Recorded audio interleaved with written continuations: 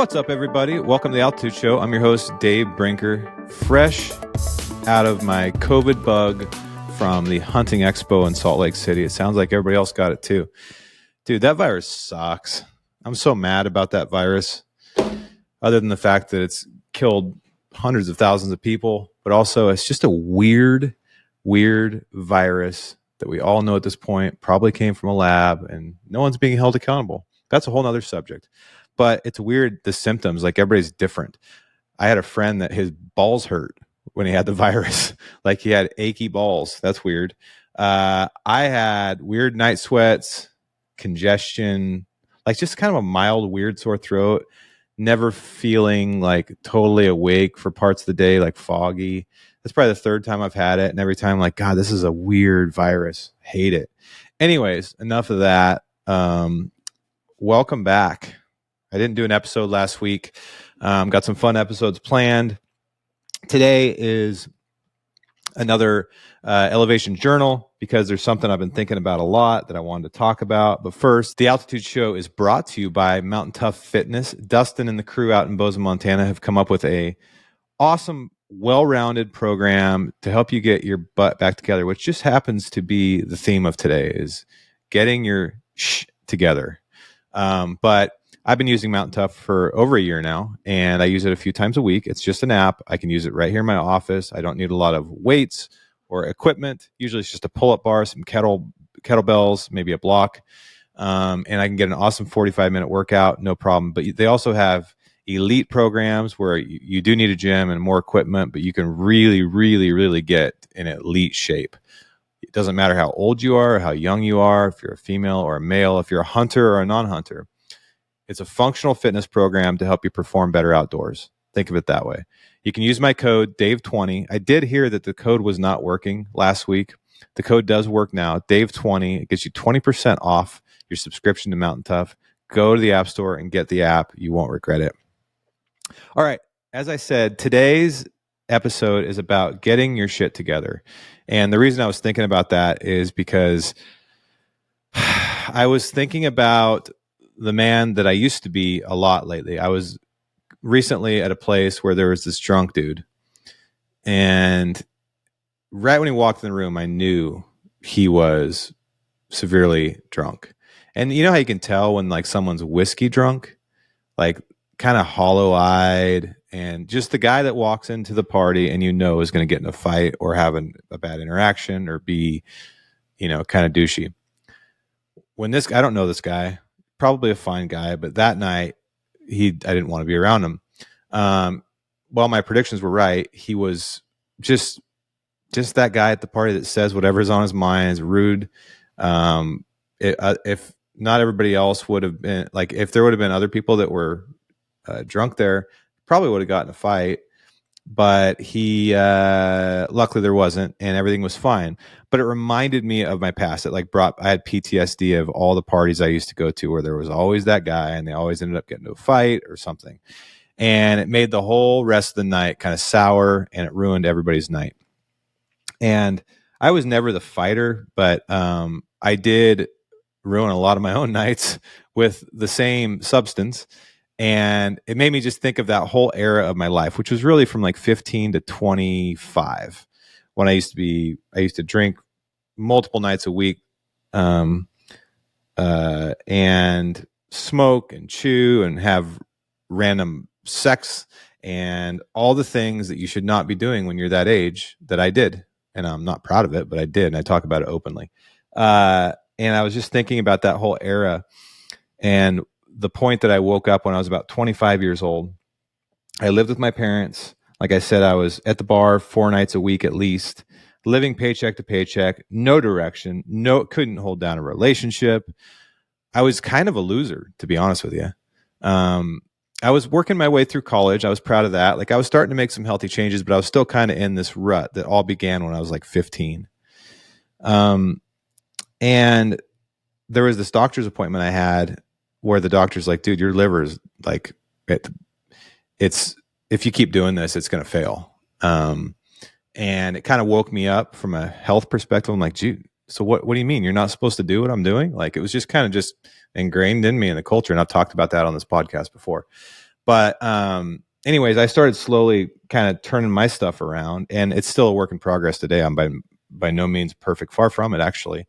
I'm pretty open about all my flaws and how much I work on trying to get better.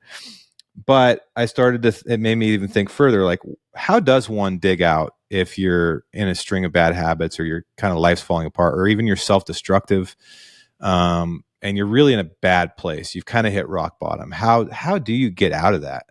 Like, what are some of the things that I did that worked? What are some of the things that did not work? What are some of the things that I still have to like try to do every day to try to stay out of that? And that made me think about like something that I've talked about a lot on here, which is kind of, as you get older, you start realizing how finite time is. So I know this is kind of morbid, but hear me out. So right now I'm 43 years old. My average life expectancy for me, based on my weight, my height, and like, who I am, is 79.9 years. So if that's true, that means I have 18 million minutes left. That sounds like a lot, so that doesn't really help. What about 36 summers, 36 Christmases, 36 Septembers? Let's dig into the September for a second, because elk season means the world to me. So let's say I have 36 Septembers at best left. Let's just say on average, if you're the average hunter out there that works hard for their money and takes their vacation, you're going to hunt out of state maybe once every 3 years, maybe every 4 years. Okay. Let's just say you have 36 Septembers left and you hunt every 3 years out of state. Like, that's what you look forward to. So that's 12 more out of state hunts if you're 43 years old. 12 more of those hunts in Colorado or Montana or Wyoming or wherever you go out of state.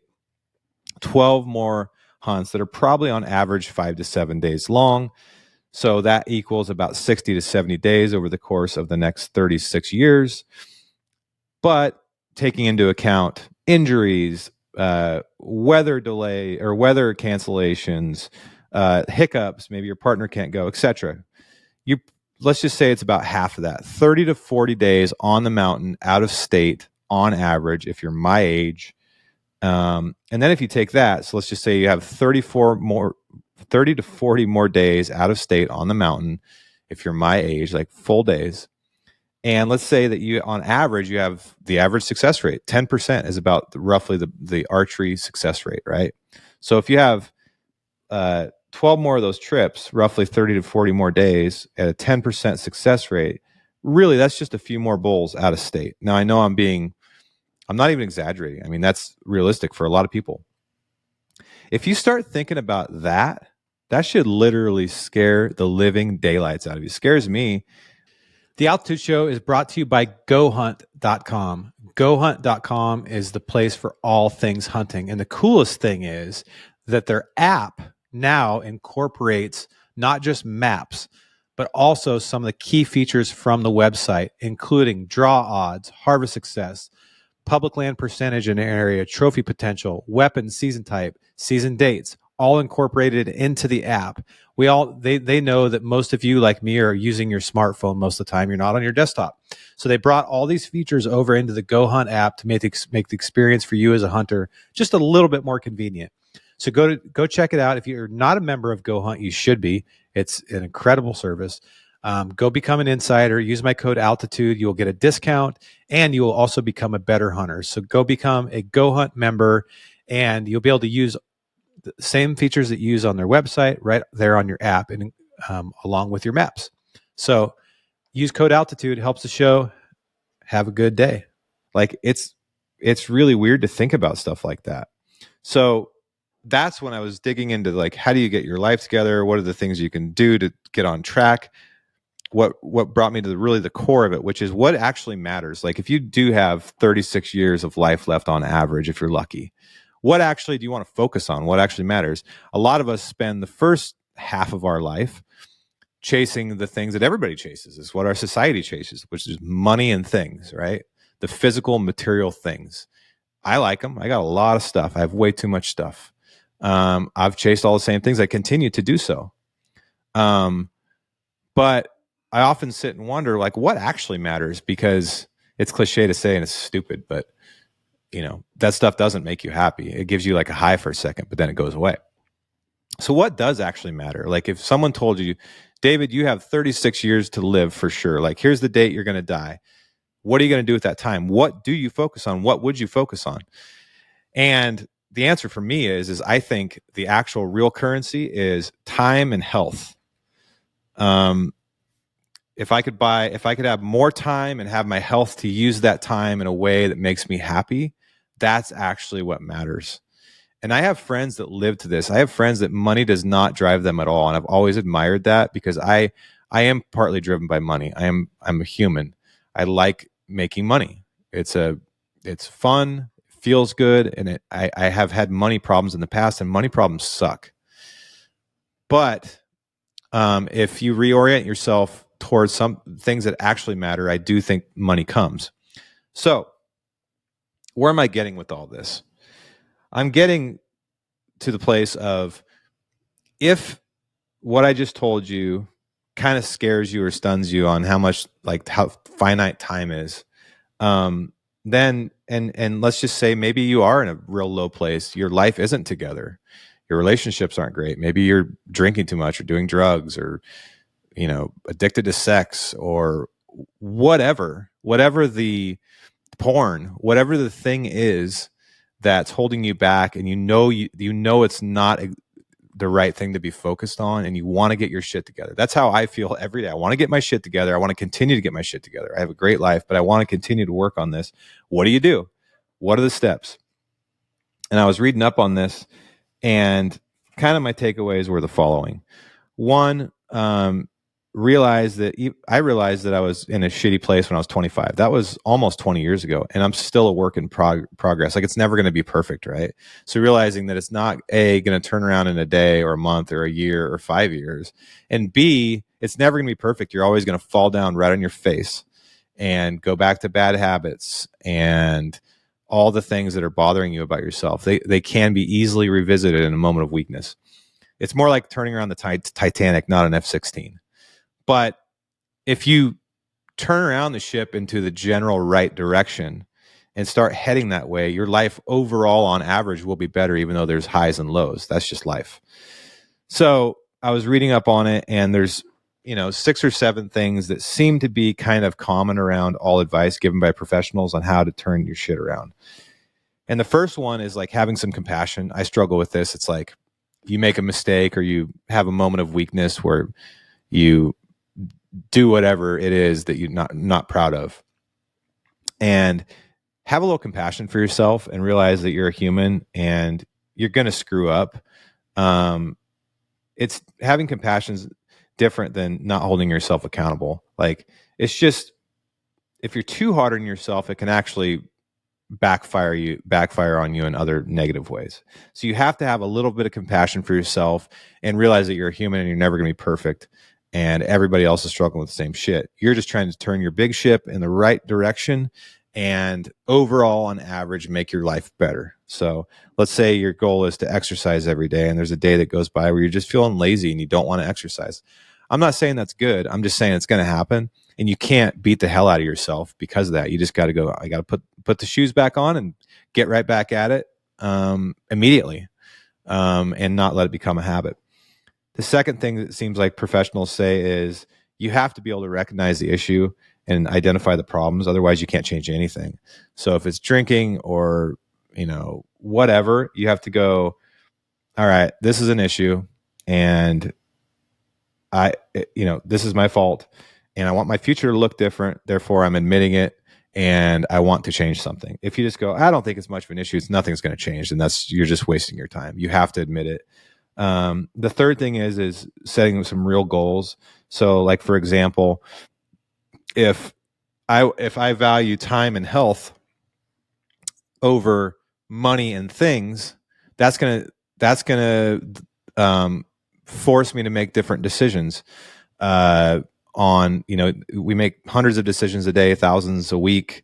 But if you're generally pointed towards these overarching goals that'll help you make those decisions, you're far better off. But it's a little deeper than that. They have to be realistic. So like if you're 50 pounds overweight and you want to get shredded, you got to say first, I'm going to, eat better. Second, I'm going to work out 2 days a week, then 3 days a week, then 5 days a week. So in other words, they have to be realistic goals, but they have to, in order to have a goal, it's got to be aimed at like a strategy, like your overarching strategy. So like if mine is health and time, then every decision I make needs to be oriented towards that.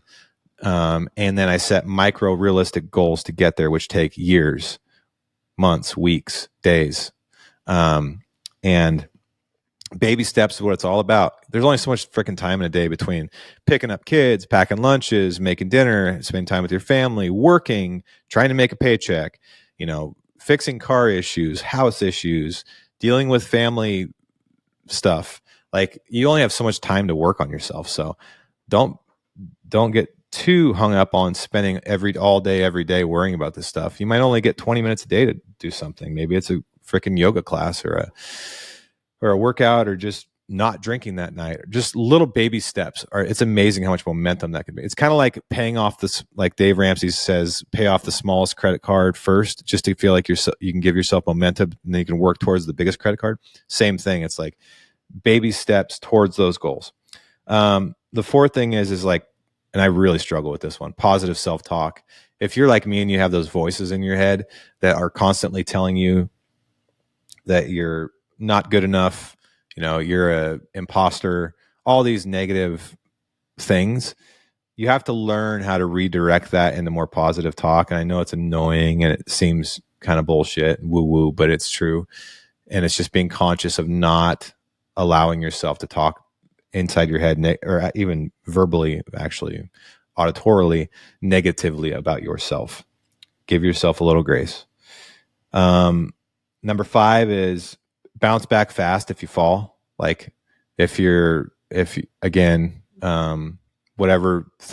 weak point you have, if you fall down and you actually go back to that thing, make sure you bounce back really quickly, because reigniting that drive to get past this is much harder the longer you wait to bounce back. So if you fall, get right back up the same day and be like, nope, I fucked up, but I'm not going to do that again. I'm going to keep moving forward. So you got to bounce back really quick. Otherwise, you're going to fall right back into your old self. Number 6, which I think is one of the biggest ones, is when you have a sharp body, you have a sharp mind. And if you are physically in shape, you're much more likely to be mentally in shape. It just gives you more confidence. The hard things in life seem easier. I cannot harp on this enough. That's one of the reasons I partnered with Mountain Tough, is because if I don't physically exert myself 5 to 6 times a week, I don't feel right.